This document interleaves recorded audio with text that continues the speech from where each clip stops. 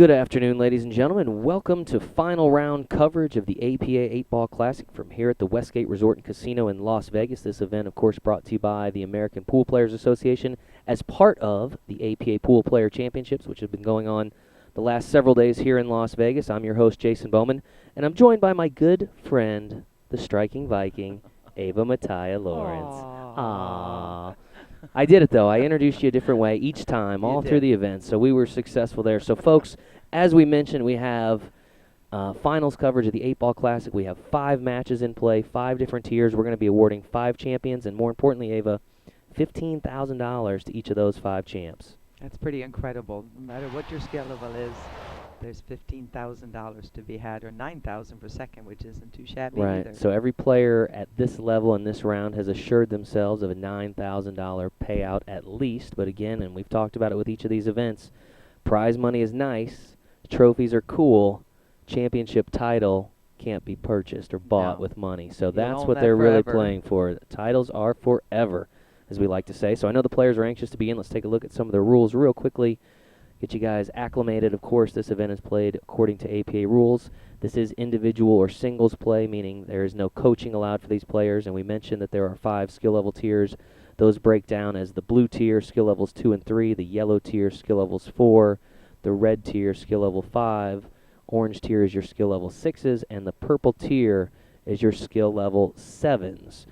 Again, we mentioned we will have 5 matches in play. We're going to do our best to keep you apprised of what's going on all those matches, but you're primarily going to be seeing coverage on 3 of the 5, and as matches finish up, we will try to get to some of those outer tables. But again, it's very challenging when you have multiple matches in play at the same time to bring you all of them. So we are now opening up here with William Gallagher Jr. and Daniel McKinney. This is your purple tier, and this is our main table, table 1, your skill level 7s. William from New Jersey and Daniel from Mississippi. William with the break there. And that is the table of your dreams right there. Everything is open, and I do believe that he's definitely has got 1, 2, 3, 4 stripe balls, 5 stripe balls, and the 8 ball to finish that off. See what he's going to pick. I do believe he made a solid as well, but it is a wide open table, and you just kind of can pick and choose, make your plan. These are the highest skill levels we have, so these 7s are liable to run out pretty much from anywhere, especially on an open table like this. And William Gallagher is going to get to draw first blood here.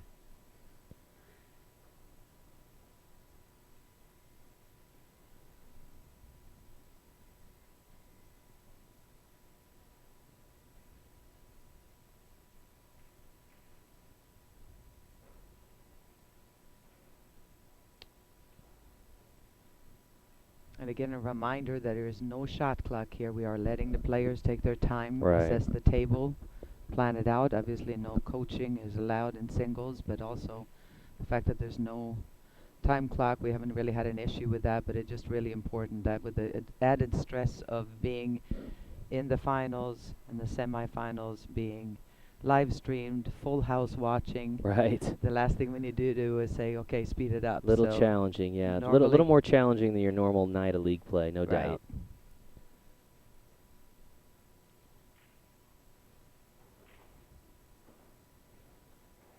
And I wanted to go back to check because I know William Gallagher was here last year. He played in Masters, I believe, last year. Right. Well, he was also last year's runner-up in the purple tier, so I knew the name sounded familiar. Yeah. So William has been here before. We'll see if he can take it a step further. He was defeated last year by Robert Hall, which is a very familiar name on the APA circuit. But William was close to kind of mess it up there a little bit. He bumped into the 10 ball ever so slightly, but you can't really see it there, but the 8 ball does still pass by the 8 into the corner pocket, so they avoided disaster there. That would have really made this run out a lot more difficult if he would have hit it a little bit further. Again, this is the purple tier. These are the highest rated skill level players in the tournament. We had We started with 121 players in the purple tier. We are down to the final 2. Again, for those of you who have been watching all week, in the last 4 days, we've been having championship semis and finals of the different formats that we have. You know, the first day we started this, how incredibly fast and slick these tables were with the Right. brand new cloth. You know, the tables in the main room had been played on a lot, so they had slowed down a little bit. And you come in here and you feel a little bit like Bambi on ice. But by now, these tables have also slowed down a little bit, so the cue ball is not going to be sliding as much and not going to be as fast as it has been. Looks like we've got our first, let's see here, getting a match update in currently from one of our producers here. And it is Wayne Galloway now leading 1-0 on table number 10 over Kevin Grimes. So that is a race to 5. Wayne Galloway on the board first on table 10. And again, we will do our best to keep you as updated as we possibly can on all the action that's going on here in the championship arena. Currently focused on table 1, which is the purple tier. And nice play there, avoiding the 10 ball, and you see William Gallagher now on the board, leading 1-0 in his race to 5 against Daniel McKinney.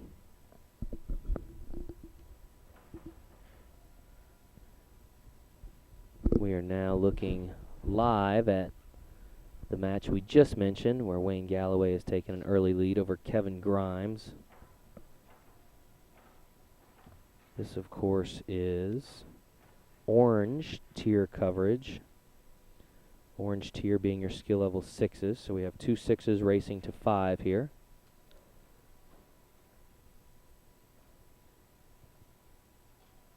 And this is Kevin Grimes currently at the table. Kevin had quite the nail biter in the semifinal round, He sure Ava, did. with George King from Canada. They went hill, and Kevin came out on top in that one just maybe 40 minutes ago or so. So congratulations to him. And he's one of those, you know, you might as well fire him up here, because he could just very easily not have been in this position now. So when you did make it through that very dramatic match, that match that they had, just loosen up and play. Right, playing with Kinda house already money won. here, yeah. Exactly. Nice touch shot there. Came perfectly down for the 13 ball. Well, I have a chance. I also want to congratulate our Sportsmanship Award winner in the 8-Ball Classic, Herlinda Moss. I believe she's from the great state of Texas. Herlinda was nominated by referee staff as well as other participants in the event for her outstanding sportsmanship. So congratulations to her. We always appreciate those that come out and play like true sportsmen and respect their opponents. And win or lose, they do it with dignity and class. So congratulations, Herlinda Moss, on your sportsmanship throughout this year's 8-Ball Classic. Certainly did not go unnoticed.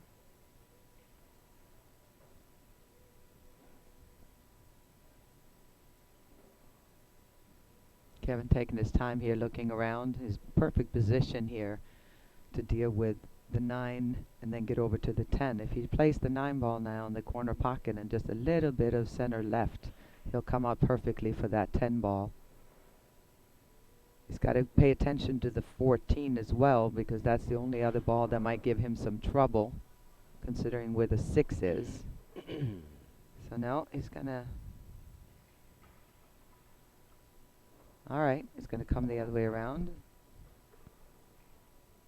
The only thing I don't like about this is he's going to be a little bit more limited on what to do with the 10 to the 14, unless he just makes this 9 and shoots the 14. I'm not sure what his plan is here. You can go, obviously in 8-ball there's a lot of different ways to go when the balls are open. A game to practice and really improve your 8-ball game would be straight pool. I would highly recommend to play the game of straight pool, just to understand patterns, how to make it as easy on yourself as you can. Right. You go backwards from the key ball, which in 8-ball obviously is the 8, and you need to have a good key ball to get to the 8, and always look for a key ball to get to your trouble balls. Right. So straight pull is a great way of practicing your 8-ball game.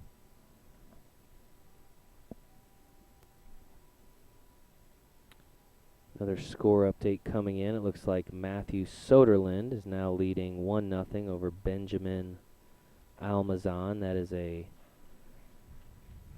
yellow tier match on table 9 with a race of 4-4. So again, Matthew first on the board in that particular match. Continue to try to keep you as updated as best we can.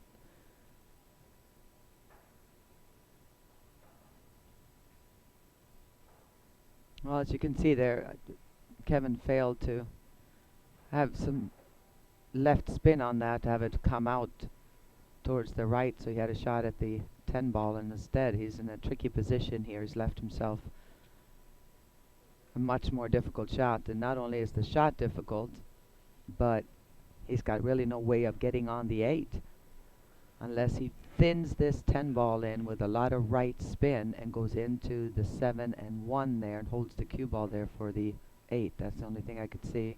Looks like over on That's table what he tried. 3, Taplia with the break, so he must have taken that first game and leads 1-0. You're now looking at table 2. This is now the score screen is incorrect. I think that's Jimmy James there at the table, not the correct score screen there. Yeah, and Jimmy James and Mark Cable is going to be stepping up to the table now, and this tester on the 9. This is now Mark Cable.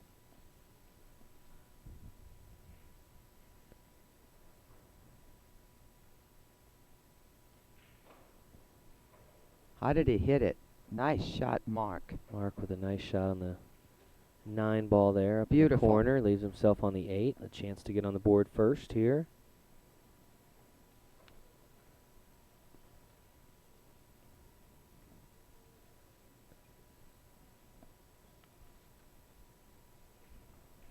Mark is the first to get on the board, now leading 1-0 over Jimmy James. Mark racing to 4, so it's a big first game for him with Jimmy still needing 5 games. You're now seeing Wayne Galloway at the table. This is over on table 10. Wayne currently leading 1-0.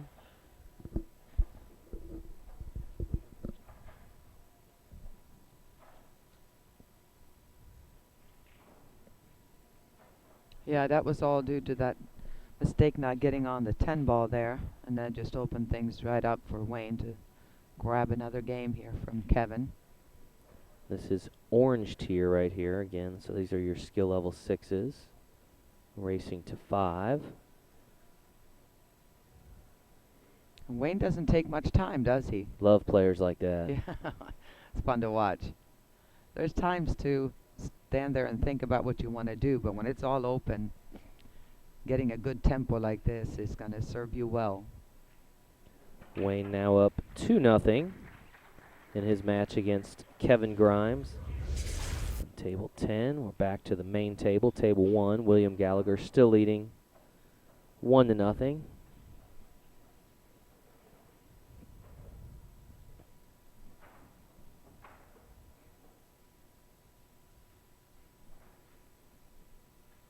Let's see what And this Daniel can is do Daniel here. at the table here. Daniel's got a tall order dealing with that 4 ball down at the other side of the table. It's hiding behind the 14. I guess he could try to go into it now. He's got a good opportunity to. No. I don't know. Big fan of, especially at a skill level 7, deal with that 4 as soon as you possibly can. 2 ball is not a, you can't quite see the 2 right now, but the 2 ball is no picnic either.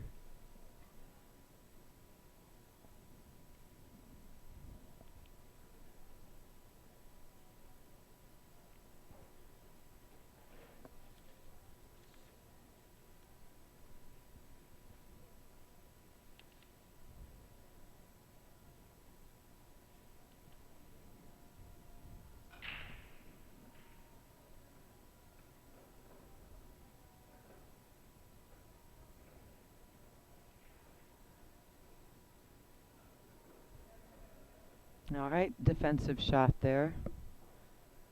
Behalf of Daniel. Went ahead and made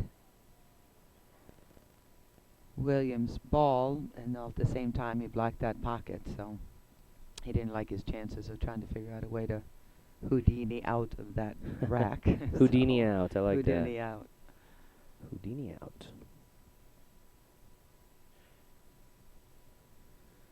Been a great week here, Ava. At the Pool Player Championships, this is the 5th of 5 championships to be decided, and of course we have basically five championships within the 8-Ball Classic. So lots of hardware, lots of cash, lots of prizes, heading home to folks all over the country for their outstanding play here in Las Vegas. Of course, we want to thank all of our sponsors, Action Cues, Pool Dog, our friends at Aramith, friends over at Nationwide Insurance, and of course the Westgate Resort and Casino, which has really rolled out the red carpet this week for the pool players, from the hotel people to the convention services folks to the casino staff. It's it's not easy to have an influx of thousands of pool players come in, and they've really done a great job over the last several events as we've transitioned from the old Riviera over here to the Westgate. It's proven to be a really good home for APA, and more importantly for our members. Definitely. They've really bent over backwards with specials. I mean, Vegas is not like Vegas Not a used cheap to be. town, no. Used to be you could eat all you wanted to eat for $2. Right. And if you bet $10 on the table, they would give you pretty much Right, anything a you voucher wanted. to dinner. But Yeah. it's not a cheap town anymore. But they have really done well and done some good specials out here. And Yeah, I saw that. I was kind of walking through the casino this morning, saw some of the food specials they had, and some of the beer specials and things. So, yeah, like you said, it's you go out in Vegas and you order a drink. It's not a cheap venture, but they're doing their best to try to offer some specials and Right. stay within. Hey, I've had the free price breakfast points. every morning just because I reused my towels. There you go. That's true. The Go Green button. I love that. I know. I forgot to call it yesterday, so no So no lunch. breakfast No for lunch for you. me today. No, but love the Go Green button. If you, Yeah, if that's you right. opt out of cleaning service, they actually give you a $10 voucher each day. So You can tell this is kind of a cat and mouse game here. The minute this opens up, either one of these players more than likely would run out. But see, William is kind of considering going rail first here, yeah, the hitting referee's gonna. stick on that 10 ball. If it goes, that's fine. Then he can go from there. But if it doesn't, his plan is to kind of holding it. He does not want to mess with the 14 ball, though. He's got to make sure that 14 ball stays right where it's at. All right. Not sure if that 4 ball is makeable without hitting the 14. It's tough to see. You can see right there. I don't think you can. And I think that's why he didn't mind shooting that shot. The 4 ball's still there. Everything else is pretty open. But you see the 2 ball right there by the 15? That doesn't 2 ball does not have a pocket. So there's still a lot of issues on these table for both players.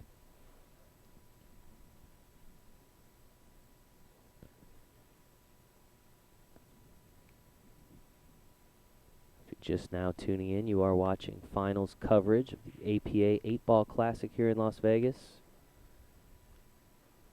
$15,000 first place prize package on the line for each of these players. We're going to try to get to cover all 5 tables at least here and there. This will be our main table, and we'll stay with this rack until this is finished, and then we will move over and check out first table 2 and 10 and give you updates also on the other 2 tables that are in action. Again, there's skill level 2, 3 on one table, 4 on one, 5 on one, 6 on one, and 7 on the 5th.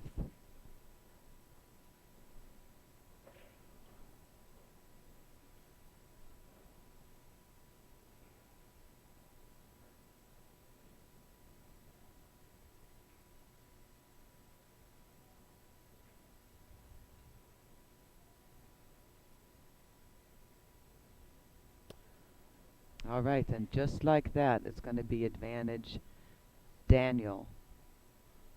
Again, we're going back to that 2 ball where it is. No pocket anywhere for the 2, so, but everything is now. I can shoot the combination here, making the 5. But again, players of this caliber, once you go, you got to go all the way. It's you don't want to leave yourself with 1 ball because the other player will torture you to Right. death, and you're not going to see much. You're going to have to be doing a lot of kicking. So, Yeah, we mentioned earlier, this is the purple tier, which is your highest level of amateur player here on table 1, both skill level 7s.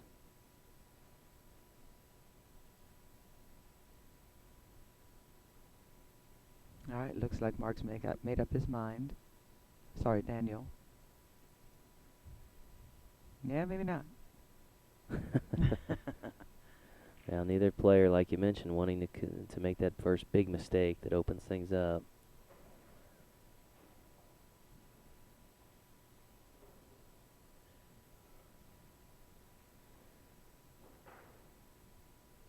Now it looks like maybe not. So he's gonna take another look at things. I'm looking at these players from all over the country. We have players from Maryland, New Jersey, Mississippi, Illinois, Louisiana, Ohio, California. Pretty much covers most of the country, doesn't Right, it? it sure does. I know we had at least 1 or 2 players from Canada in the last round, different provinces.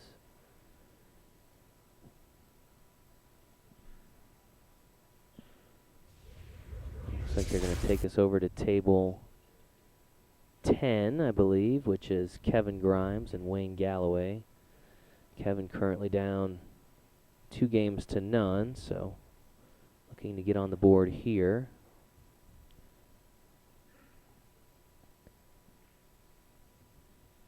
Both skill level 6s, so wouldn't be surprised to see a potential run out happen here. Okay, looks like our first result is in, and one of our champions has... He banked that in a couple of times. We'll have to verify that, as that's a race to 4. Sorry, I'm getting handed a score that indicating a match is over, but it's only showing a partial score, so we will wait to announce that until it is official. Again, got information coming in from all these different tables all at once. I want to make sure the information is accurate before we report it. In the meantime, you are on table 10. Kevin Grimes now on the 8-ball, which he successfully pockets in the corner and is now on the board himself, trailing by just 1 in a race to 5. You're now looking at table 2. Yeah, This is Mark Gable shooting here. Jimmy James put himself in a bit of a situation. He had a shot just making it into that corner pocket, and then he needed to slam the cue ball out for the 8, and instead of kind of followed it and ended up with nothing. So he played a defensive shot and just tapped his 8-ball and left Mark with this shot right here.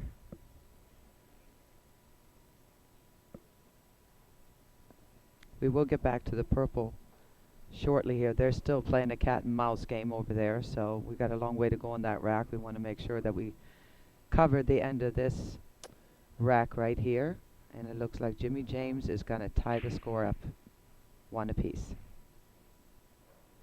Jimmy marks his pocket, sinks the 8-ball, and we are now tied 1-1 on table 2. We do have one final now in. It is official.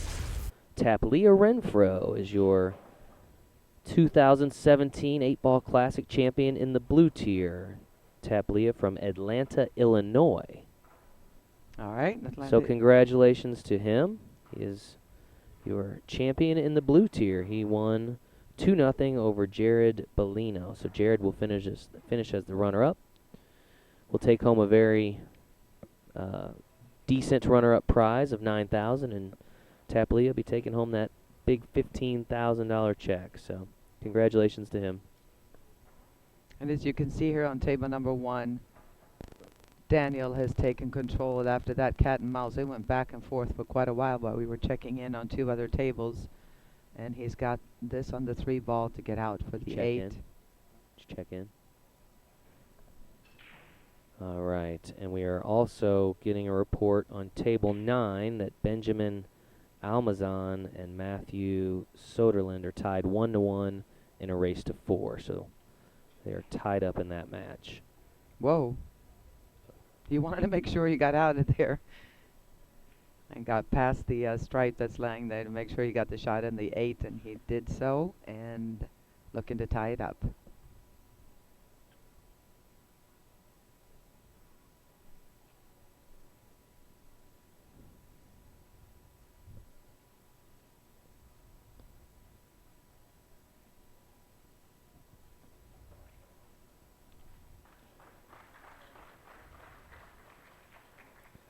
And Daniel now on the board.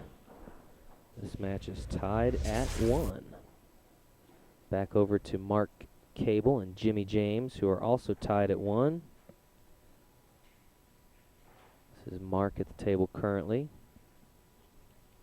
This is final round coverage of the 8-Ball Classic. For those that are just tuning in, seen some questions about what round this is.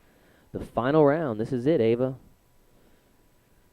This is it for all The the, I was grand going to say for finale. all the marbles, but again, 15 for first and 9,000 for second, so not really quite all the marbles. Well, it's just a lot of marbles. But that a lot big of trophy, green marbles Yeah. that are called dollars and spendable in currency. that they are. But yeah, the trophy, those trophies are pretty impressive too. I've been looking at those. I know, I like them, and I like that they get. I mean, they're shipped huge home, though. the Yeah, it's big like checks too. it's yeah. like where do you put? I mean, you gotta have. I guess you gotta have a man cave or a woman cave. It shouldn't be some type of pool room in your house because man, the trophies are huge. Those are huge. That's a fun thing to carry on, though. I know that the last tournament I won, I didn't have a box for it, so we carried it on, and the stewardess gave me a seat. Just for put it my right in the trophy. seat. That's cool. She came up and she Buckled put it the in belt and everything. on, buckle on. It was funny. Nice. So I ran into some of the players yesterday that were walking around with their trophies from the 9-ball double. So it's pretty Very cool. Yeah. Something you keep for life. Absolutely. Daniel with the break there. Good solid break, but a lot of Yeah. balls tied up here. No Pocketed, easy run out for I sure. think that was the 14 that dropped in the corner. So what? I use a cheat sheet. I know. I wasn't gonna. I didn't sell you out there. It was your own thing. All right, another score update coming in. Wayne Galloway, Kevin Grimes on table 10. They are now tied up at 2 apiece. So we've had a little bit of a momentum swing there as Wayne was initially up 2-0. They're now tied 2-2.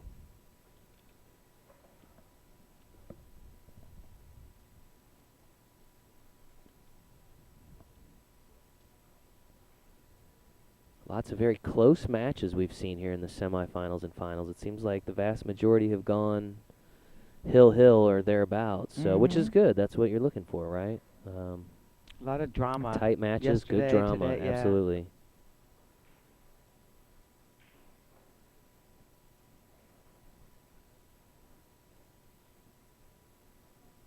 And a lot of new faces in these last few rounds. I've noticed, some of what we call the regulars that we typically expect to see were not able to advance to the final day this year. So players like a Brian Parks or a Robert Hall, I saw Ernesto Bayawa earlier today, and none of those players, we didn't see any of those players in the final rounds of 9-ball or 8-ball. So, Right. which is, we like those guys, but we like to see new faces too. It's so fun to shake it up. exactly, Of course. exactly. All right. I think if we can go over to table number 2 for a second. This is going to be some thinking going on here. So let's check in on Mark and Jimmy and see how Jimmy they're James doing. here at the table in white. Oh, Brian Parks is actually watching us live. He says hello. What happened there, Brian? We didn't see you in the championship arena this year.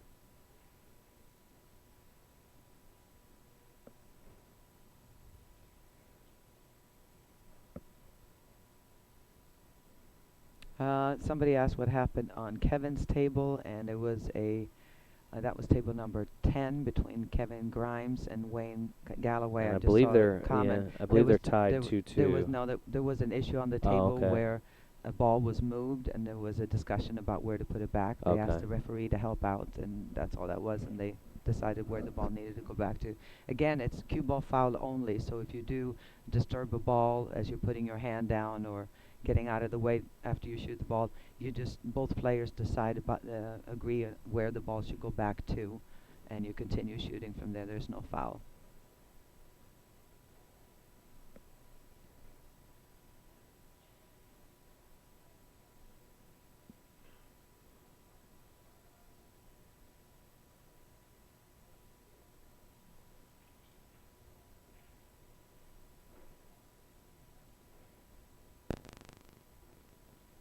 Boy, that blue tier match went quick. Well, I guess when it's a race to 2, that Yeah, can happen. So again, you we bet. mentioned we already have one champion crowned, and we will officially crown Taplio Renfro following the conclusion of the other 4 matches.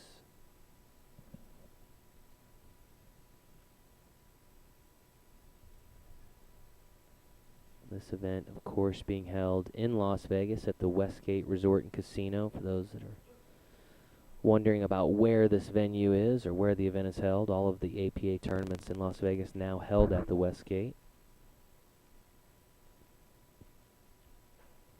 Okay, a little body English there by Jimmy. That didn't quite work out.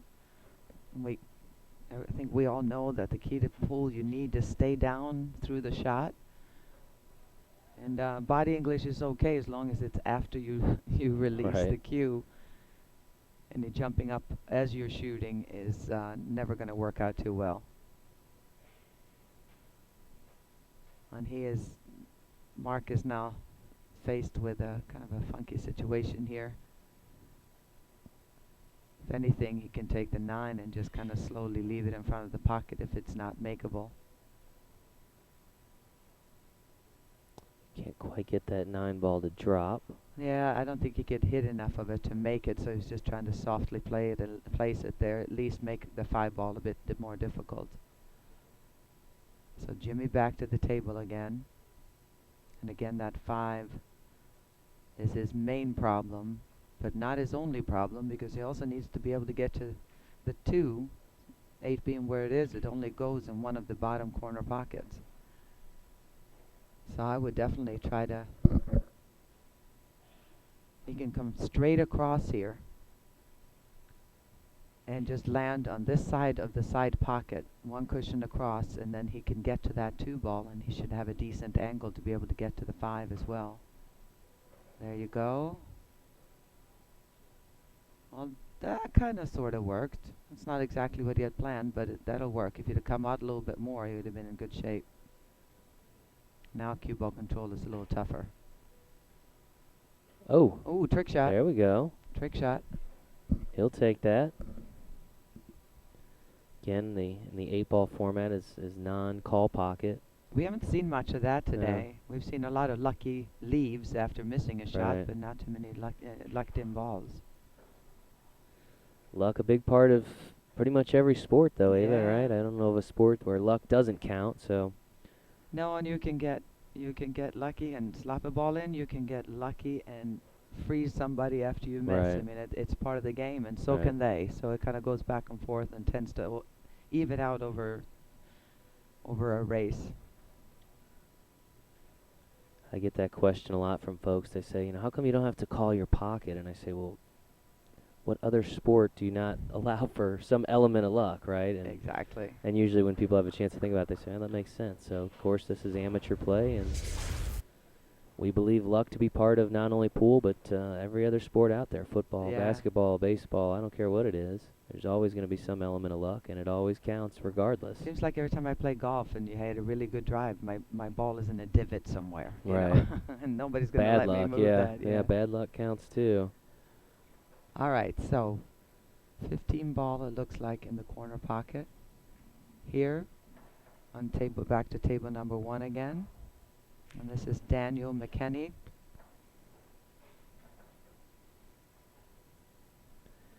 Yeah, this has been quite a battle here, you know, with these two sevens. Really, neither of them wanting to give much, and again, just 1-1 in this race to 5. That's a good shot, knocking that out. He came a little farther than he wanted with the cue ball. He's going to have to work a little bit to hold that, to get that cue ball position now. From 15 to 13, it got a little bit far. He has too much of an angle just to roll it in, I do believe, so it's going to have to move the cue ball. This is touchy. If he can play in the thick part, in other words, hit the thick part of the 15 and play it in the right-hand part of the side pocket, he may be able to, but more than likely, as fast as these tables are, he's going to end up behind the 2-ball or farther down, so.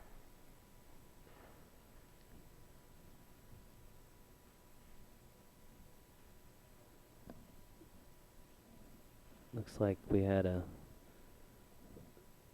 another game decided over on table 10, and it looks like we'll see if we get a quick score update over there.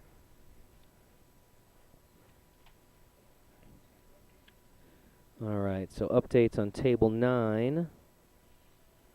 Benjamin Almazan now leading Good 2 shot. games to 1 in a race to 4 over Matthew Soderlund. And on table 10, Kevin Grimes has now pulled ahead of Wayne Galloway. Wayne had opened up by winning the first 2 games. Kevin has now taken the last 3 and currently leads 3-2. That is a race to 5.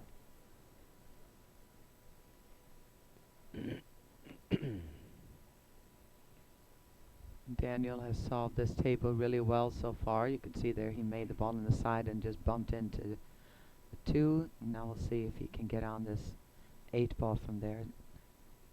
Should be able to draw it back.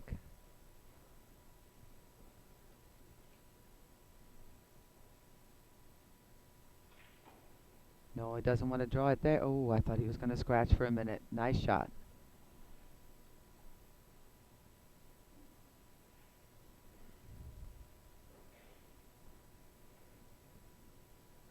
Daniel marks his pocket.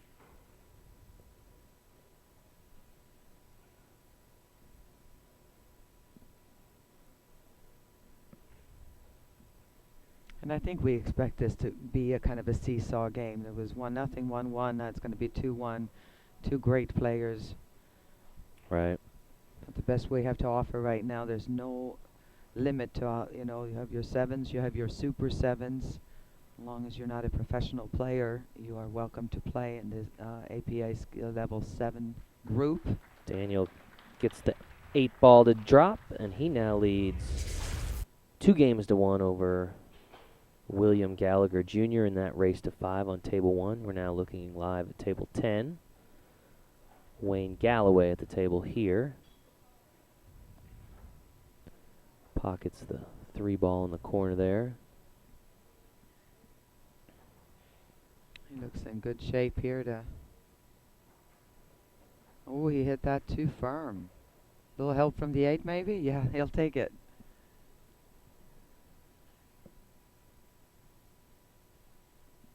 Again, this is coverage of the orange tier, your skill level 6s. Oh boy. Wayne now Oh on the boy. 8-ball. Yeah, he got a severe angle on that 6 and didn't have an automatic position, and now he's in trouble. He's in pretty good shape. I mean, in good trouble here. Good trouble, huh? Big trouble. Bad trouble. I don't know. Good trouble. Vast amounts of trouble. Well, the good thing is good trouble. The good thing is he's on the 8. The bad thing is the trouble part. Right. We'll see how he wants to navigate this. Well, I don't even think he can cut it in. He's going to take another look at it. Really got to make the cue ball fly. You got to hit this firm, because if he can cut it, he's got to hit it so thin that you got to hit it very, very firm. Jack up with some right spin to avoid the scratch, and oh my goodness, what a shot. But look at, oh my God. Wow. Wow. What an incredible shot, but unfortunately, Scratches in that side pocket, and that, folks, is going to put... That's an automatic loss. That's going to put Kevin... I believe that's going to put Kevin Grimes on the hill. But we'll get confirmation here shortly. They are shaking their heads yes at me, so it sounds like Kevin Grimes is now on the hill, leading 4-2 after a really tough break for Wayne. It was a outstanding shot, but that cue ball control, you talked about it numerous times throughout the last several days, and we've seen it anytime over you and have over. to slam it hard like that in a thin hit or whatever, let the cue ball loose. You got to really have a plan for it. There is really no bad luck. It feels like bad luck, but if you would hit it differently, obviously it wouldn't have scratched. So, Right. you just got to... Another score update on table 2. Jimmy James now leading 3-1 over Mark Cable. Jimmy needing 5 for the victory. Mark needing just 4. This looks like a pretty friendly table. Few issues, but nothing major is tied up here. So again, take a look and plan it out. And this is not a speedy match by any means. Daniel really likes to take his time at the table. Again, there is no shot clock here.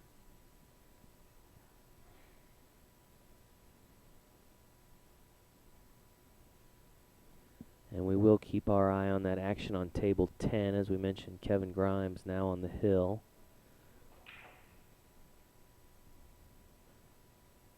If it appears he is getting close, we will make sure we pop over there.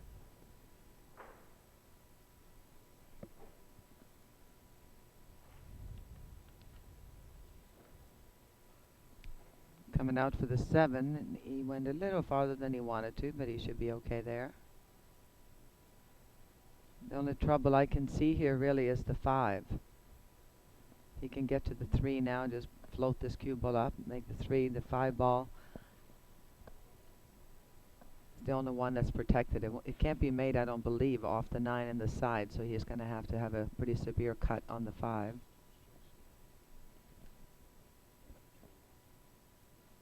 They're telling me the score has not changed on table 9. Benjamin still leading Matt 2-1 in a race to 4. Just to keep those of you following at home updated. Again, we do have 4 finals matches underway simultaneously.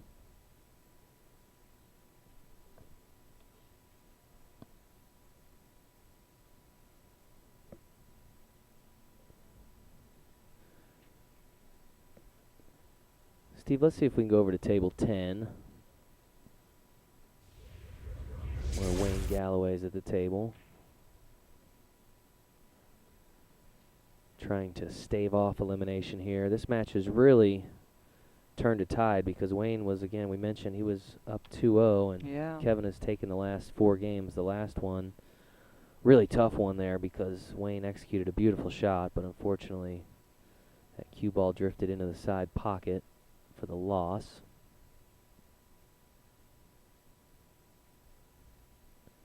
We'll see if he can gather himself here and get back on the board. It's certainly not an easy out here, Right. Jason. You see where the 10 ball is blocking potentially the 3 over there. 2 is is in a tough spot. There's really no pocket for the 2 either, so we're going to see a cat and mouse game here for a little while. That'll bring Kevin back to the table, Kevin Grimes. And while this goes on, I'm going to go back to table number 1 because this will be back and forth safeties for a while. So we're going to go back here and see what's going on. I know that Daniel made a fantastic shot on the 3 ball and he avoided scratch in the side pocket. You can see not only that, but he was rewarded with a shot on the 6 and the side, but there's still that 5 ball. What to do with the 5? He does have a ball to help out with the 5, which is the 1, so he can come down with the 1 and create something here, but it's amazing how he got positioned. I mean, he made a fantastic shot on the 3.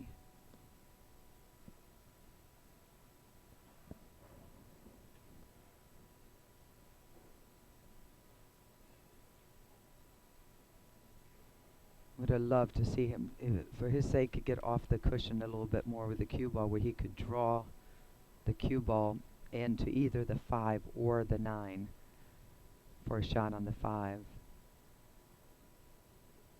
Kind of shake things up a little bit now. He's being so close to the rail, that makes that a lot tougher.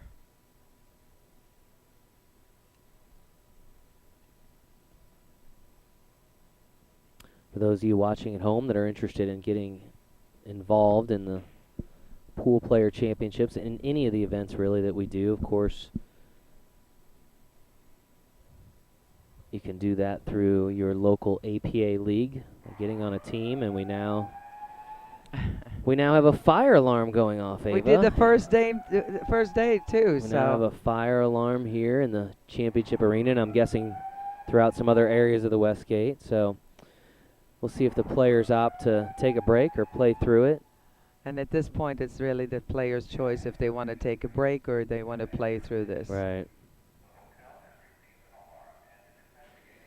You know, really the most difficult part of this, I would think, is not necessarily the sound, but the constant flash of the overhead lights that go off. It's almost like a constant camera flash, which I think you can kind of see there on the screen. I think you see it more, we see a bit more here than they do on the table because they're looking down.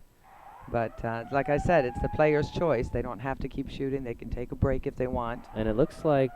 But these guys, they're so focused on wanting to win looks like right now, they couldn't play care through less. it. Yeah, they've all opted to try to play through this. So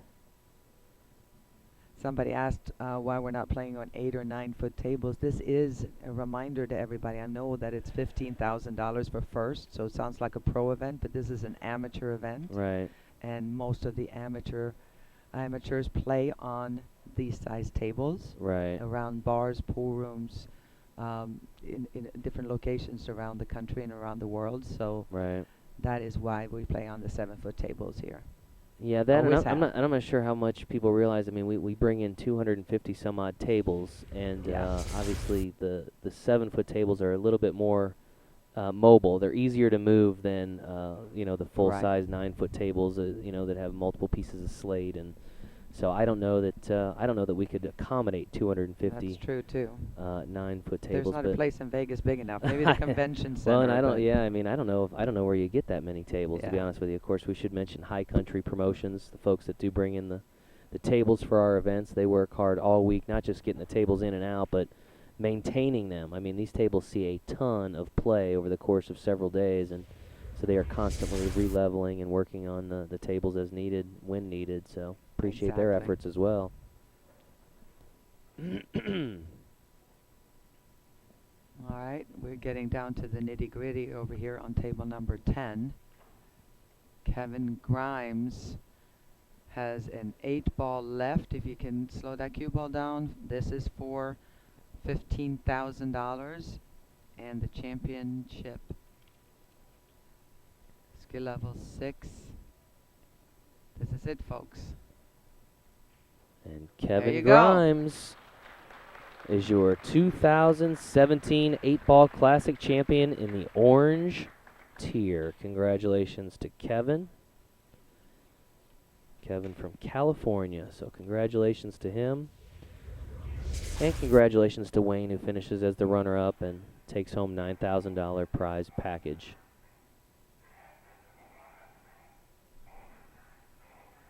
Getting a verbal update on our fire alarm here. It sounds like they're telling us it was not an emergency, which is a good thing. Ava, we do not need to evacuate.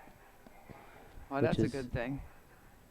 We'd have to leave at least one person left in the building if that was the case. Make sure nobody messes with the balls. Right. Leave the balls there. So. All right, so we still have... We've got three matches still out. We have 2 matches that have been decided.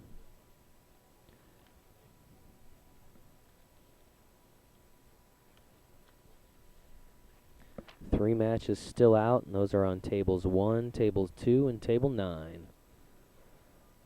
You're currently seeing action on table 1. William Gallagher Jr. at the table, trailing 2-1. And that started out like such a messy rack. It's been kind of loosened up now, and I think that Bill's going to be able to run this out. You can see every ball has a clear path. Cue ball control of these skill level 7s is pretty spot on, so especially when the balls are open like this. And again, making a pattern is so important.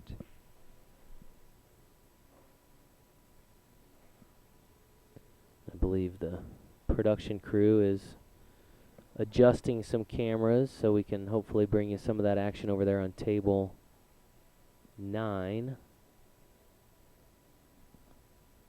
We haven't had a chance to check in with them yet. Currently watching table 1, William Gallagher Jr. Nice smooth draw shot back here. I'd like to play the 9 in the side. He came up a little bit short, but either shot here will be fine. You can play the 13, put a little bit of right spin, come out 2 rails, play the 9 in the side. You can make the 9, a little bit of reverse, come straight out for the 13. Either way, you should be fine.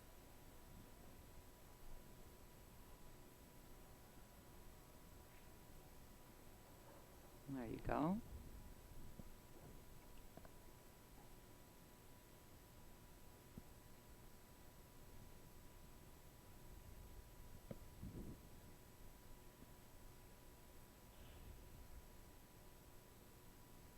And just like we said, we expected this to be back and forth, and if he makes this in the 8, that puts us at 2-2. Looks to have good position on the 8 ball.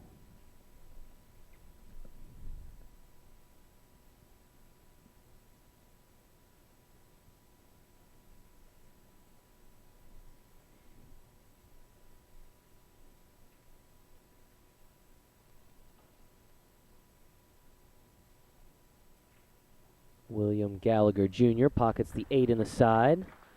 Has tied the score up 2-2 with Daniel McKinney. We'll head over to table number 2 while they're racking the balls and getting started up here. Match between Mark Cable and Jimmy James.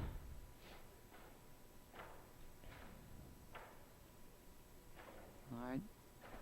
Jimmy's in a good position here, short of that 10 ball blocking the pocket for both the 8 and the 3, so a lot of work left to do here.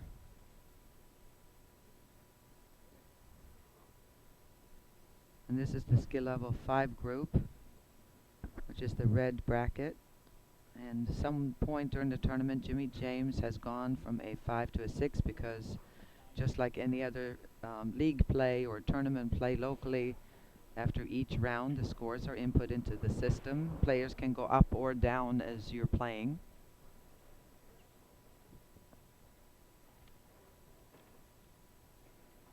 And I think that was a nice shout out, Kimberly. We'd like to give a shout out to Billy Sweat too. Oh yeah. Great league operator out of South Carolina. Sweet, funny, 30 one years. of a kind man. 30 years as an AP league operator, Yeah. so a lot of us were very upset to learn of his passing. And we're now being told on table number 9, Benjamin Almazan, now on the hill, leading 3-1 in a race to 4, and we'll see. Okay, perfect. So we're going to cut over to table 9, the first time you're getting a chance to see some of the action here. Benjamin preparing for the break. He is leading 3 games to 1, and he is an 8 ball away from being the champion. In the yellow tier. Yellow tier skill level 4s, so it appears both of these players, kind of like Jimmy James, which you mentioned in the orange tier, have gone up throughout the course of the tournament. So they stay within their tier, their portion of the tournament bracket, but they do play at that higher skill level now. So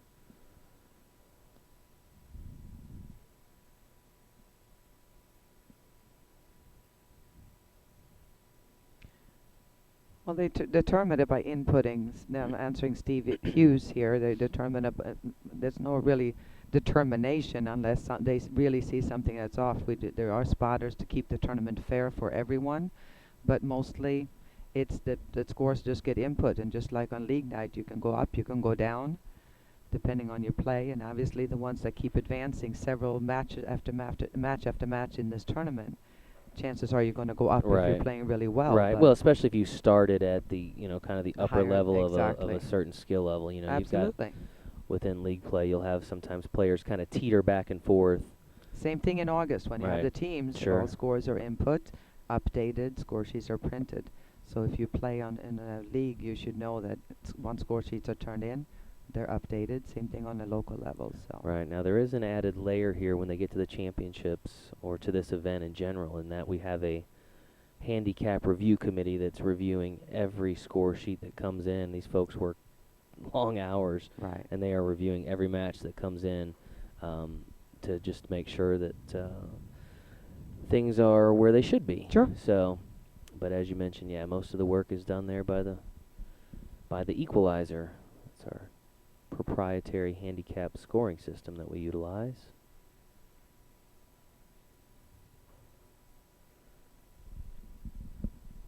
It's one of those nice little touch there. algorithms that it uses. And if we can go back over to 2 real quick, that is potentially going to, just a quick look at what's going on there. This is Mark Cable at the table. Cable is there, and he's got a shot here. 2 balls left. You can see the 8 ball is tied up. Oh boy, that didn't quite work out. Still quite a ways to go though, because nobody's going to want to mess with that 8 ball until they know they have a chance to get out.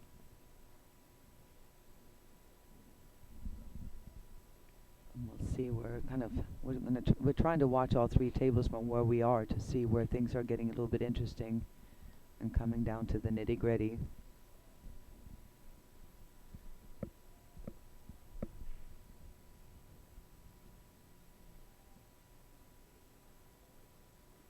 Jimmy James here with ball in hand. It looks like he's going to go ahead and try to play a safety. Tap the 4 ball, have the 4 ball block the path to the 15. Yeah, I don't know if he asked the referee to verify that it wasn't frozen or. Yeah, and Call the remember, referee if the over. ball is frozen to the cushion, it's part of the cushion. Right. That means the cue ball or the object ball has to hit another cushion in order for it to be a legal shot. You can't just tap into it if the ball is frozen.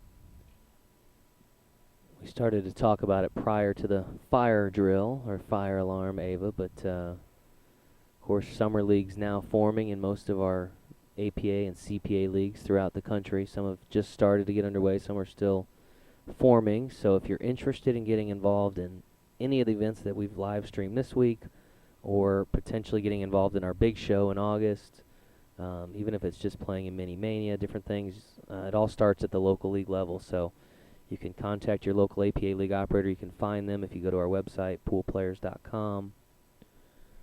You know, that's one thing I love about the APA, because it is for enjoyment. Everybody here is competitive, but I don't know if you just saw that on the screen. It was a fist pump. Jimmy James offered a fist pump to Mark saying, good shot. I mean, that's, I just love that. Great sportsmanship. We Yeah. like it. We like it. Looks like William Gallagher picked up that last game there, which I believe would make it 2-2. Oh, I'm sorry, 3-2 in favor of William in a race to 5. So again, kind of a seesaw battle there on that main table. William opened the scoring with the first game, and Daniel battled back to take the next 2, and William is taking games 4 and 5, so he's now back in the lead. Race to 5. Shout out to Barrel of Monkeys from Ava's League. You know Barrel of Monkeys? The Barrel of Monkeys. Yeah, sure, I know the Barrel of Monkeys. They play in Myrtle Beach, South Carolina. And They actually, if I don't remember, I believe it was 2 years ago they came. Their team made it to Las Vegas for the August event, and they are a barrel of monkeys. Of course, Ava, one of about 300 APA league operators that we have worldwide. Ava operates the Coastal Carolina APA down in South Carolina with her husband Mitch, daughter Nikki, and son-in-law Toby, and it's a family affair, right? Yeah, we have fun. Very cool. We have fun with it. Get a lot of questions from folks too about, how do you become a league operator? And again, the best way to start that process is by going to our website, poolplayers.com. There's an actual section on there that kind of gives you a little bit more information, and ultimately just give us a ring and we can have those conversations. But some great markets out there still. If you're interested in running an APA league, there's not a lot of great markets, Ava, but there are some still because, again, most folks have realized it's a great opportunity to do something very fulfilling in life. They Well, love something pool that you and enjoy doing. I mean, if you love to be out and with your friends, if you love playing pool, then and you don't, have in a situation where you want to open up a pool room or a bar, it's a great fun thing to do. right, A lot of work, but very enjoyable as right. well. All right, so good safety, good thought there by Matthew Sutherland, playing kind of a hit and stick safety. And that is, again, the worst thing that happens to you is when you have one ball left on the table and your opponent has more, because it's much easier, obviously, for them to play a safety. So kind of torture you for a while there. Benjamin in his Las Vegas shirt there. Best way you can go here is 2 rails. Whenever you try to hit this one rail, you want to try to hit the cushion that is closest to the object ball that you're trying to hit. Oh, one-handed. That's How about interesting. this? Yeah, he's going one rail, isn't he? One-handed, one rail. Okay, well, Yeah, the reason why you want to do it, you always want to, it's easier to measure where to hit from the closest cushion. So yeah. there's times that you want to go 2 or even 3 rails better than 1. Are you surprised, though, by the technique that he used there to try to kind of Yeah, spear that ball, I guess? I am. I mean, I don't know if he was too lazy to get the bridge, That's what or I if was- he's yeah. just really good at one-handed pool. There are those Okay. players out there too that love playing one-handed. You right, never know. yeah, so. I wouldn't take any chances at this point in the tournament, though, and shoot a ball one-handed. Right.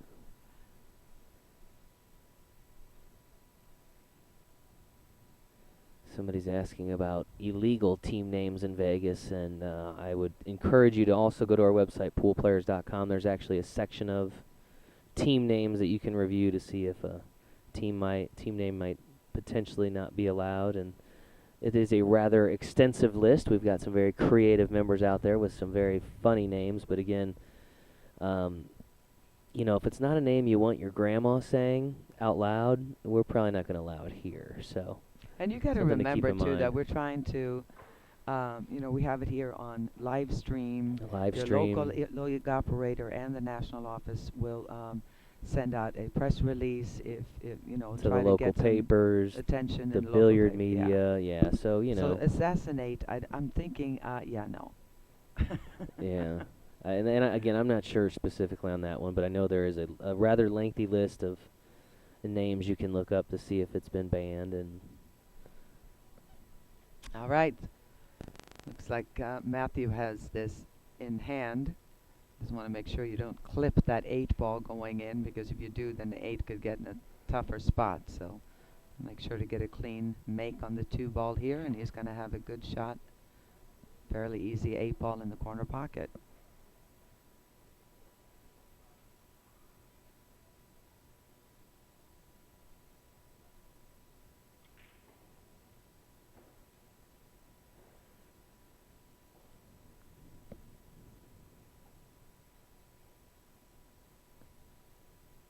Matthew trying to get back in this game.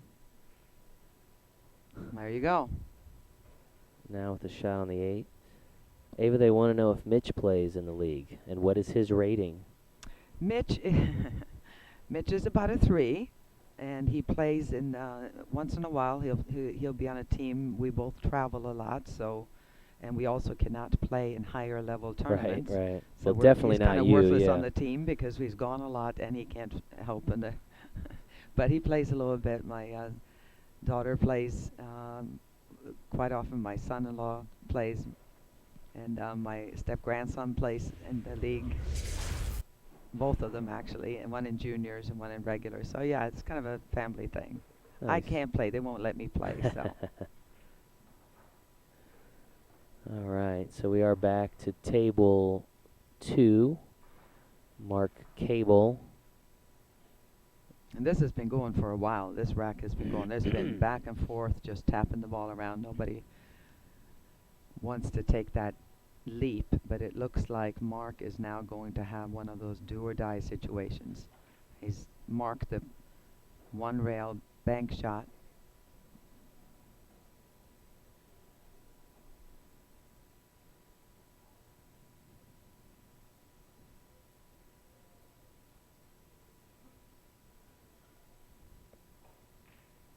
Wow. Oh, I thought he made Oh, it. Wow, what a good try that was.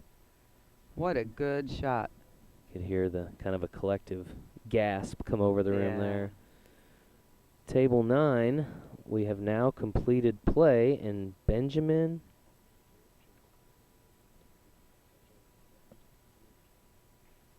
Okay. And this Okay, is so it going to looks put. like Benjamin now leading 3-2 over Matt Soderlund. And this looks like Jimmy James is going to take control of this match by going up and getting on the hill right here. Really great try by Mark making that 8, but. You keep saying Jimmy James, and I'm starting to get hungry, and I don't know what it is, but it's like there's something there, and I'm not sure. I'm not going to plug that sandwich place, but man, it's making me hungry. All right, Jimmy James with yet another victory. And you know, it's interesting. I keep seeing him touch his heart, and Yeah. and there I saw him also point to the sky. I'm not sure what that's about, but he's obviously remembering someone Yeah, as he's he's playing, talking to and we'll have to somebody. figure out who Yeah. that is. But you know, again, there are so many stories here with players. I know we talked to Sonia Bennett yesterday. Was the champion in the wheelchair event, and she was on her way out here, and her grandmother passed away, and Mm-hmm. she even considered not coming, and her family said, "Grandma wants you to go. She would want you to go," and came out here and should be taking home the trophy to Grandma. Yeah, So she was so excited. lots of great stories out here. Another great story that we missed, I guess, at the end of our last, the last match, the semifinal match, there was a proposal right on the floor. We didn't I heard realize the until it was applause. over. Yeah, we Yeah. weren't sure what was going on, and I'm not so. And that's certainly not uncommon. Proposals, weddings that we see out here, which is a great thing. You know, APA leagues bring a lot of folks together.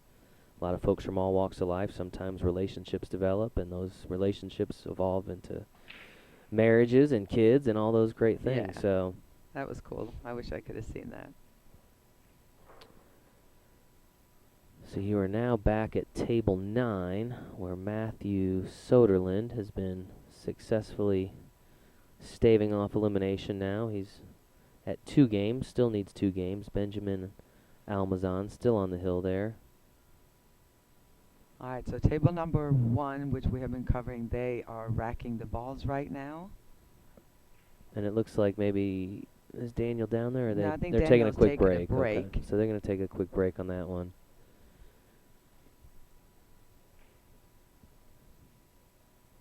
No.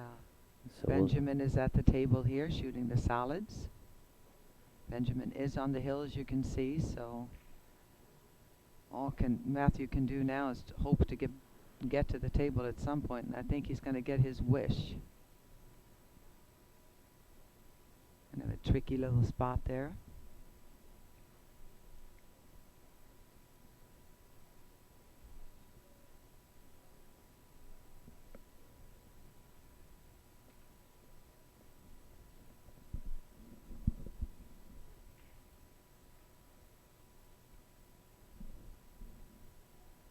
All right, we're going to quickly pop over to table number 2 because things are potentially not going to be long for the world here in this match. Right. Looks like we're actually on table. Yeah, we are on table 2 now. Jimmy James on the hill. And And he's got the 11 in the side, 15 in the other side. And what Jimmy James needs to do now is try to figure out where can I make that 8. It's a great angle you see there. It does not look like it'll go. But it's so often that there's a shot that doesn't look like it's going to go, but it does go. Because obviously the ball that you're trying to make is in front of, so it's Right. larger. So it's kind of a, we'll see what he does. If he tries to play it down the Ever other side so of the table softly, instead. pockets that in the side. And we'll stay with this match as Jimmy James is on the hill. They're just beginning the He next looked up rack on again. table 1. Yeah, he's Talking to acknowledging somebody. somebody above. Or he just said, oh my God, if I make these 2, I'm going to win 15,000. It was one of those. Might have been a little bit of both. Yeah.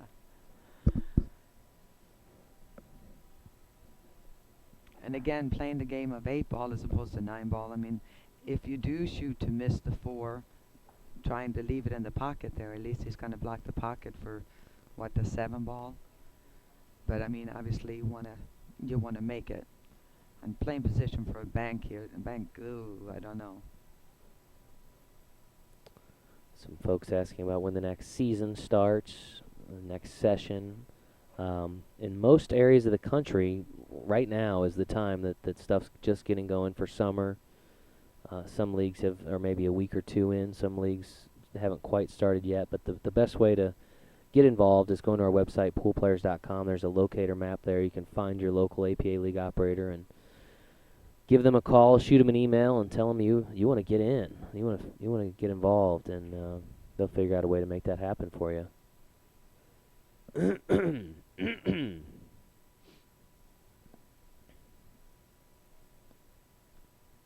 Jimmy James.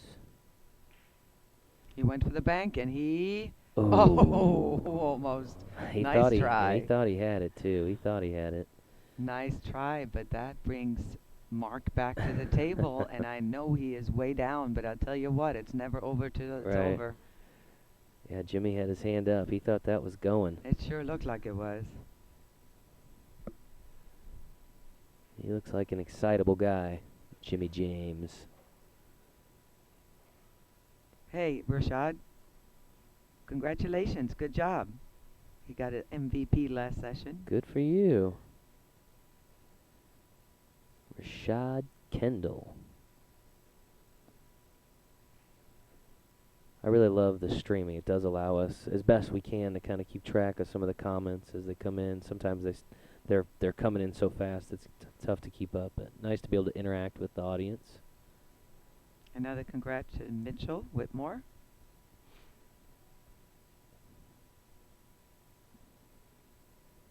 All right, back here. Let's see what Mark is going to do. He's going to try to leave a tough shot here. Or get behind the 4, he did. Applause from the crowd there.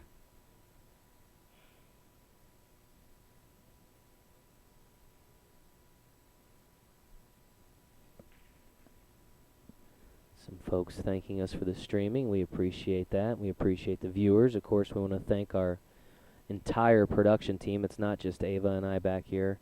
We've got the easy job, if you will, but we've got Steve Alejandro manning all the gear back here, making all this possible. We've got Greg Fletcher helping produce. We've got Kevin Hinkebine, Becky Rosner. So total team effort. We've got a number of the floor managers involved, referees involved. It takes quite a bit Takes a village, boy, I to tell you bring what. you this coverage, particularly when we get into the 9-ball and 8-ball finals and semifinals, because we have so many matches underway at the same time. So they have done an outstanding job throughout the week, and we really appreciate all their hard work.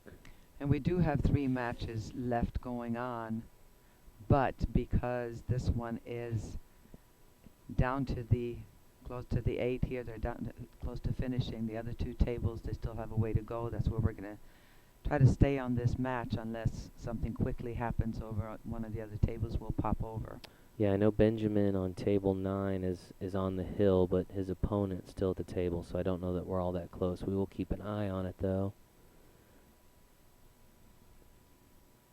And if it looks like that match is about to conclude, we will try to get over there. You know what? Let's go over there real quick because we got to So I've got one ball here. He's trying to make the 10 ball in the corner pocket. And this is Matthew at the table currently. And if Matthew makes this, gets on the 8, obviously that's going to bring him to the hill also. Big shot for him right here.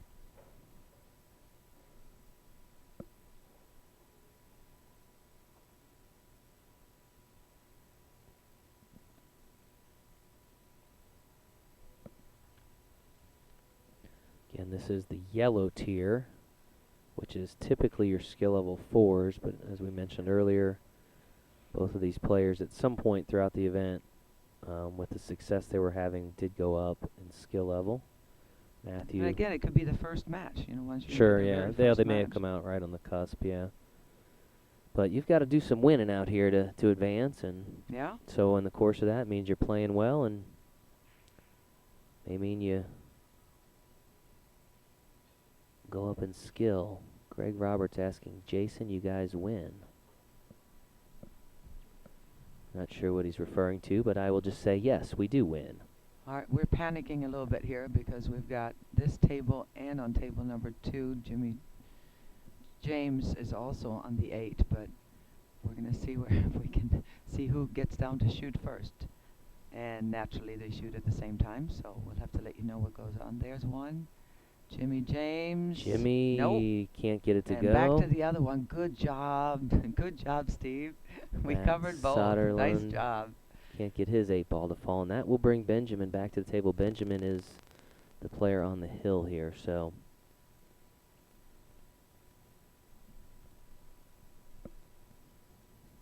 the 7s are taking forever is the only thing I can tell you right now. Safety Yeah. battle after safety battle Right. after safety battle. And they're just working out they're early in a rack right now with Right. a lot of issues on it. So Yeah. we're definitely We're going to stay on these 2 tables. yeah. I'm thinking we're gonna have plenty of time to see the 7s Yeah, at it's still the early in conclusion of that these match. matches. These guys are being very deliberate, as you might expect from 2 skill level 7s in a high leverage match. This is Alright. Benjamin Almazan here. And now it's about cue ball control, and it's for Benjamin to give this to Matthew. It's his table.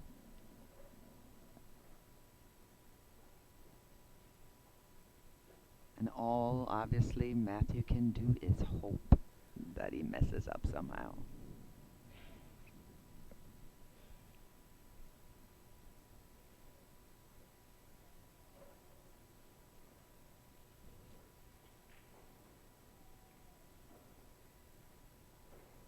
It's the 5-ball to fall.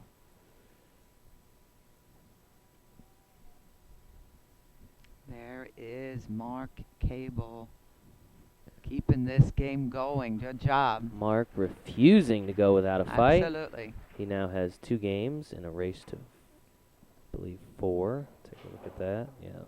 Mark needing 4 games, Jimmy 5.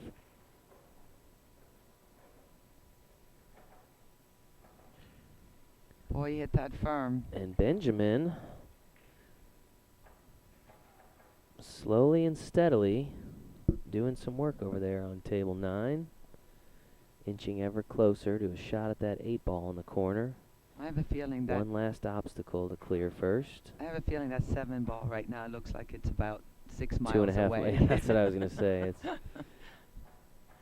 you got to buy a train ticket to get to that pocket. This goes, and he can smell that $15,000, I bet you. Big And shot it there by goes. Benjamin, and now only the 8-ball remains. A lot of space there, but he's going to mark that far corner, and we'll sit back and see what Benjamin can do. $15,000 on the line. Chalks his cue. Takes one last look, and I'm sure a deep breath, and here we go.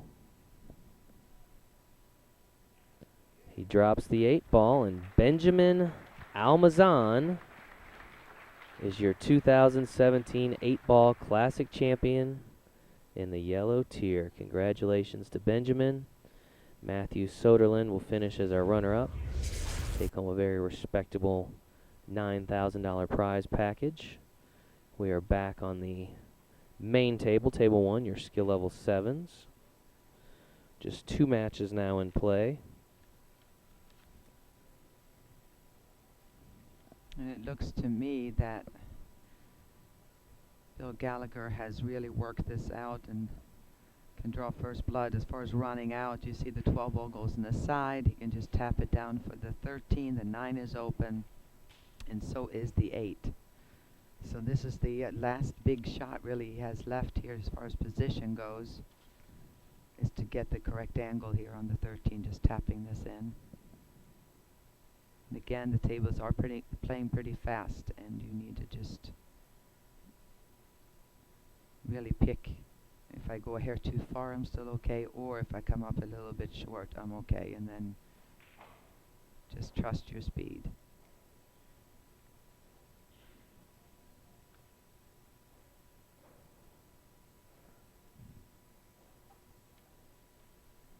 Well, he got too far. He got rolled way too far. It still has a shot, but not as easy as he wanted. He wanted to be pretty much straight in there. So a lot of challenge left in this rack.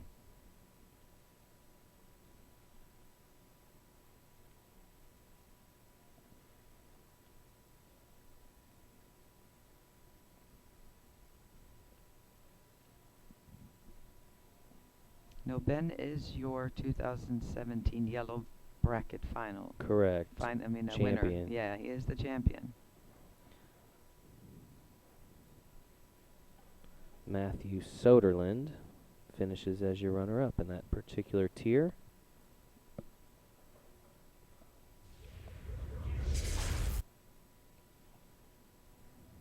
All right.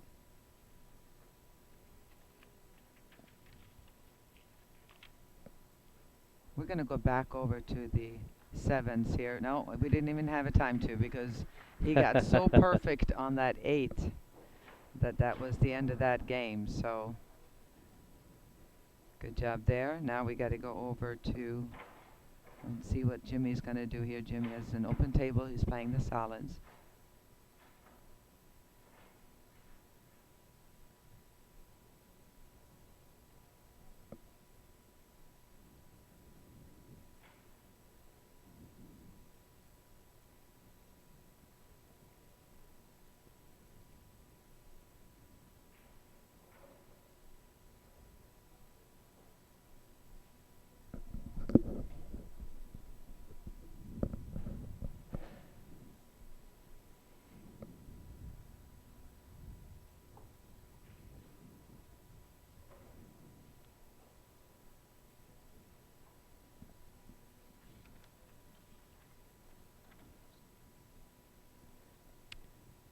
And the only way this is going to be quote unquote an easy out is if you somehow can get pretty straight on this 2. Since the 3 ball only goes in one pocket.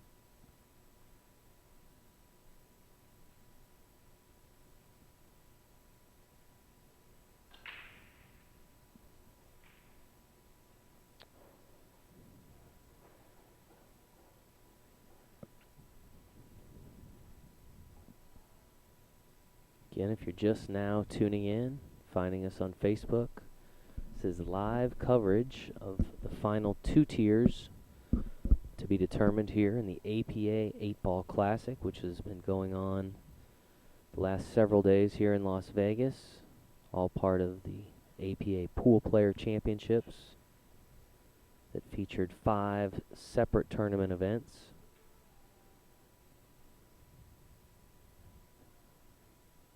But this, Ava, is the grand finale, the last of them all, and then we will all part ways and head to our different parts of the country. And start preparing for To do August. it all again.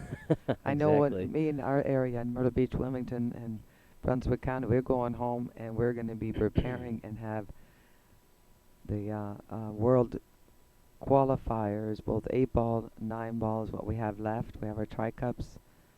So there's several weeks of tournaments, Right. weekends coming up. It's we're entering a very busy time Yeah. of year for Yeah. our league operators. So Try to be nice to your league operators for the next several weeks because they are Please. going to be Thanks for working that. very, very hard.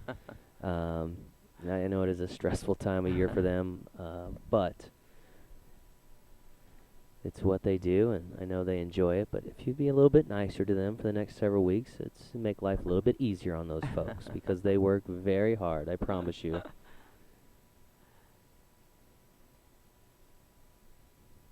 Very few people realize everything it takes to run a pool league. Yeah, it is a lot of work. From the And then you got your administrative to the occasional customer service to the complainer recruiting and kinda- building yeah. and Yeah.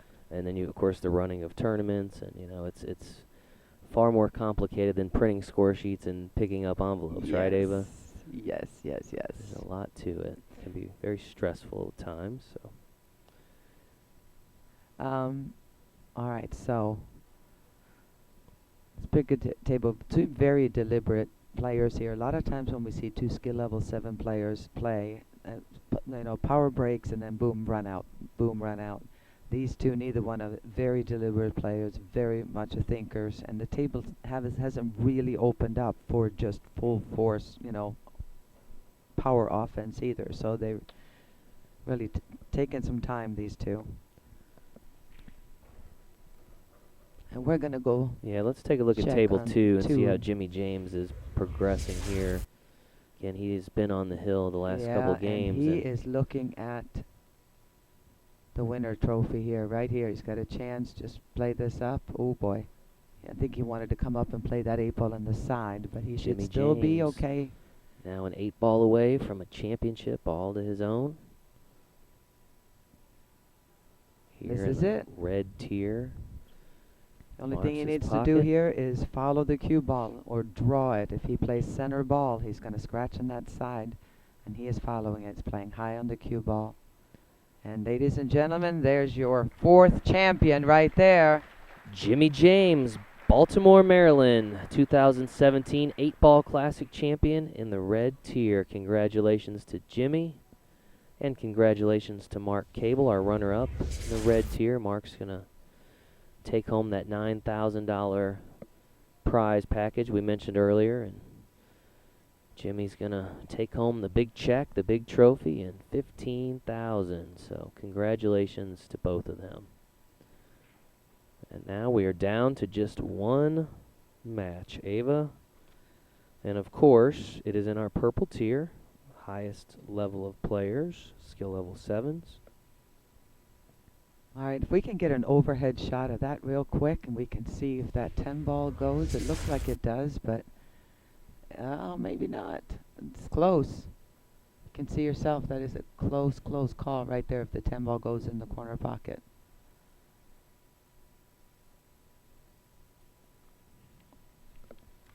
Only William knows for sure.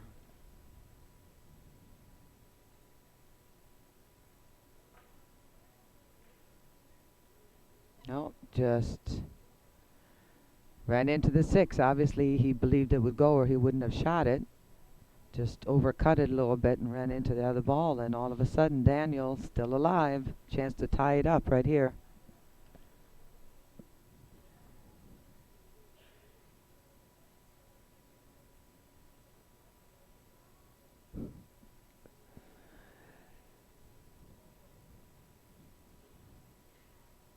We're right there with you, Teresa Whitaker.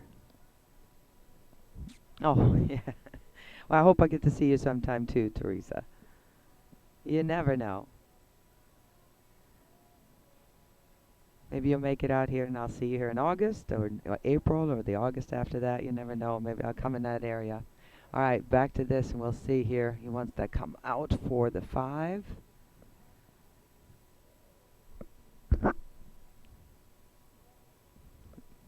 And this is our last championship match going on right now in case you just happen to stumble across this feed. The other 4 tiers are all finished. The orange, the blue, yellow, and red. We got purple left right here. Down to just the big dogs, the big skill dogs. level 7s, the best of the best. 15,000 on the line. Jim, we're hoping We loved that tournament in San Diego, I think, more than any other tournament we had. And we're working on it. I know the WPBA is working on it. We'd love to come back. Is that the Sandia? Oh, what a great Is that where tournament. that is that the right? Yeah, it was wonderful. Or Viejas? Which one is which? Viejas, sorry, Viejas. Viejas. Sandia is Albuquerque, You're right. All right. Now, question: did he get down deep enough for the bank here on the 3? Obviously, he had to deal with that 10 ball just hanging in the pocket, and this could be the shot right here. That's going to end his turn. Oh, he went ahead and made it. Yeah, good shot. See how much 8 ball I play? That's obviously the right shot. That I did, and I missed it. I thought he was going to bank the 3. Good shot.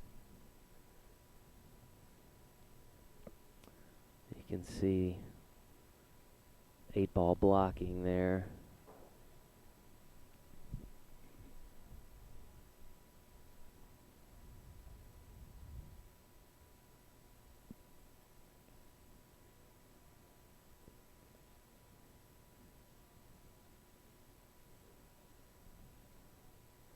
I like that cue that Williams using that. The black. Yeah, I like that. Sleek. They've gotten pretty popular here. Yeah. I know Jasmine Ocean plays with a similar cue as well on the Women's Pro Tour. This is William Gallagher Jr. at the table. Well, I feel like it's gotten very quiet in here all of a sudden, down to this final match, and still a full room though. That was a nice hit. He could very easily have ended up making that. My question is, did he mess up the 3 ball with the 8 there? I wonder if, no, it's open. That's open. Thank you for that angle, Mr. Alejandro.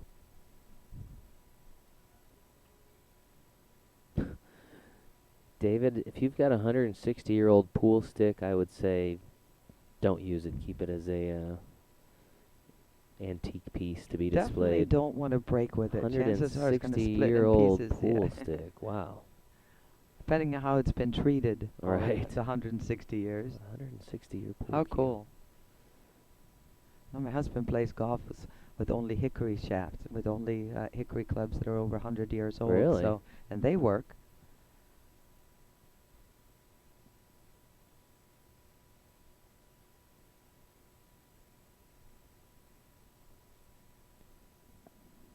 This is Daniel McKinney you're seeing at the table from the overhead camera.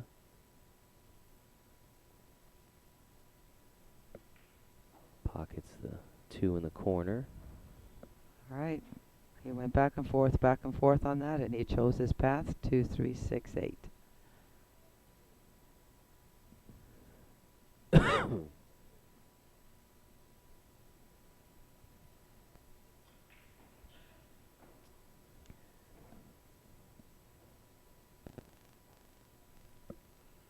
Yeah, James, they sure did have pool 160 years ago. You bet. The Brunswick Billiard Company was started here in the United States, 1845, and pool was played long before that. Wow. Well, I know, didn't Thomas Jefferson have a pool table in Monticello, or I think I've heard that story before. And yeah, and that's not even goes there. But yeah. I mean, in the UK, it started actually as a lawn game, believe it or not. Billiards did. Many, many moons ago. I don't even know the year. All right, here we go. More importantly. Oh, he made it, and look at the position here. And he lives to play another rack after this 8 ball to tie it up. And did we expect anything less in this match? No. Nope. And you can hear the approval of the audience. They wanted a hill battle, and it looks like that's exactly what they're going to get. Yeah, you bet. I think that's what we all wanted. You can hear that collective applause now in the room. It's William. The next match will decide More it. Little sportsmanship. I love it. William, he put a smile on his face, and he goes, "Okay, come on, hill."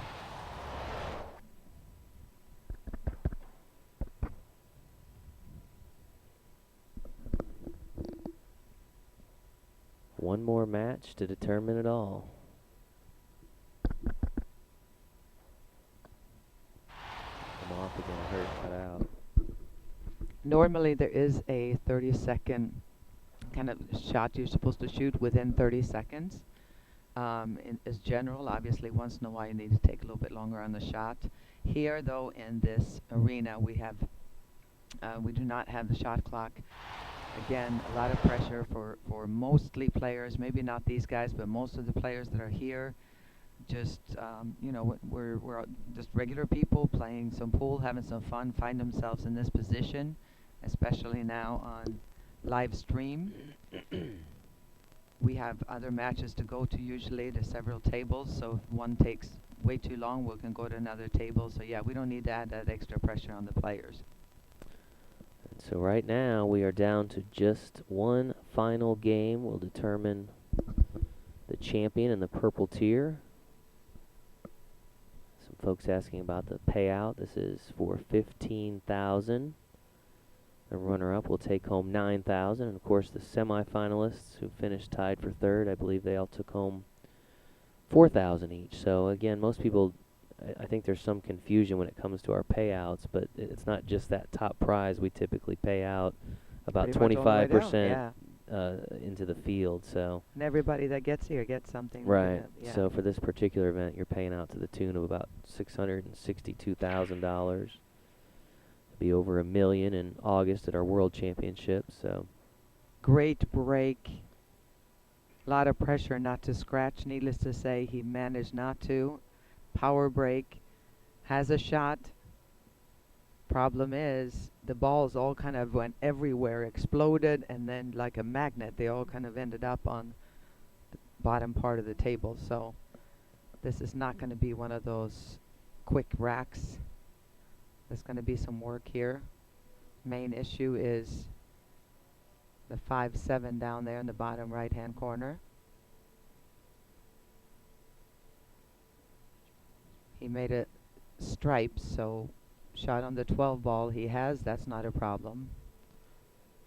Again, the 5-7 tying up that pocket for the 9 and 13, that's going to be the biggest issue, 9 and 11.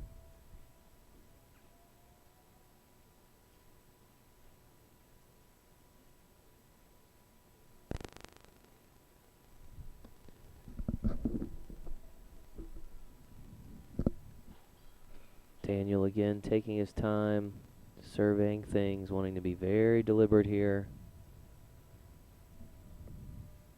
Not a lot of margin for error when you're talking about two skill level 7s. Takes only one mistake for the other to get on a nice roll and potentially end this match. Hi, Katya. Glad you're watching. We all going to learn something here, or our hearts are going to break, one or the other, because this is not an easy solvable situation that he's in here.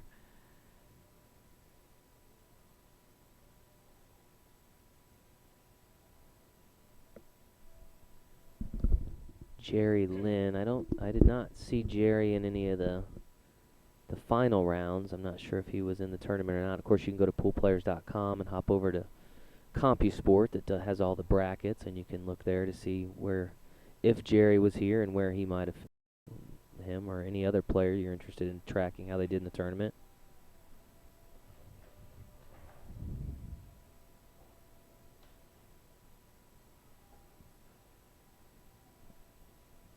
All right, you can go into these balls here and break them open.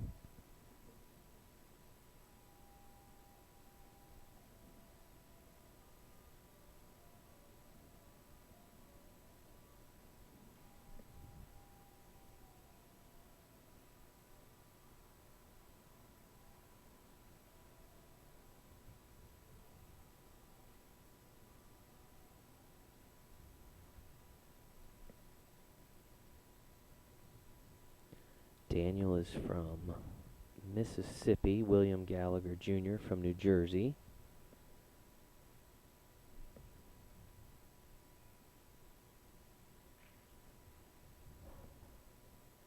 All right, and we have solved the problem. That's a great shot. No, you deserved a little yell out there.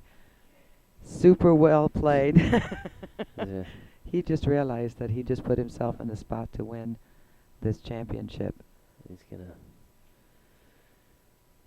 sip some of that nectar of champions, that Gatorade. That was a great breakout, a controlled breakout. He planned what he wanted to do, what part of what ball he wanted to hit. He's trying to Calm down compose here. himself here, knowing that he is very, very close. He's taking a look at the angle, if it's okay to just stop it. He is jacked up here on the 11. But all he has to do, it looks like to me, is stop it.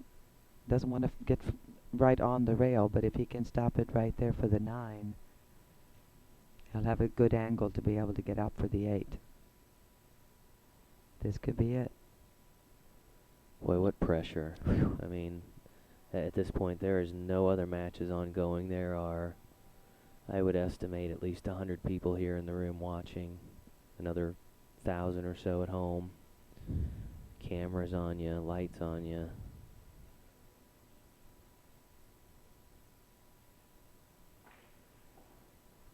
And he inches ever closer. Daniel McKenney.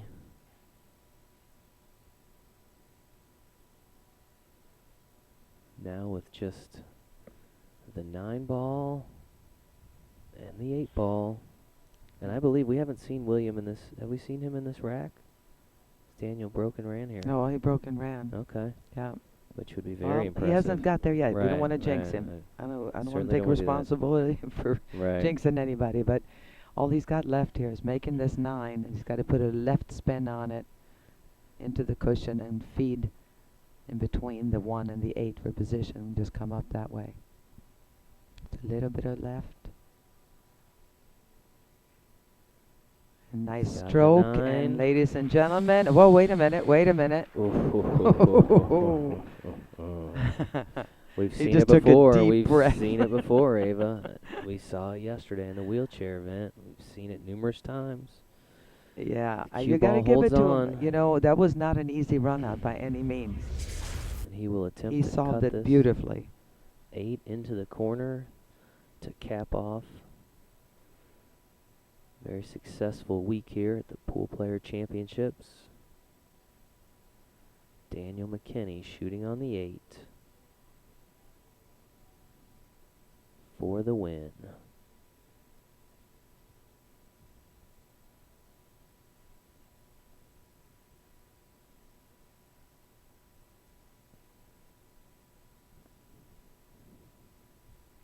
What an out. What a run out to finish it off. The last match of the day. Very impressive. Ladies and gentlemen, your 2017 8-Ball Classic champion in the purple tier from Mississippi, Mr. Daniel McKenney. Congratulations to Daniel. William Gallagher Jr. will once again finish as runner-up, but will still take home a $9,000 prize package.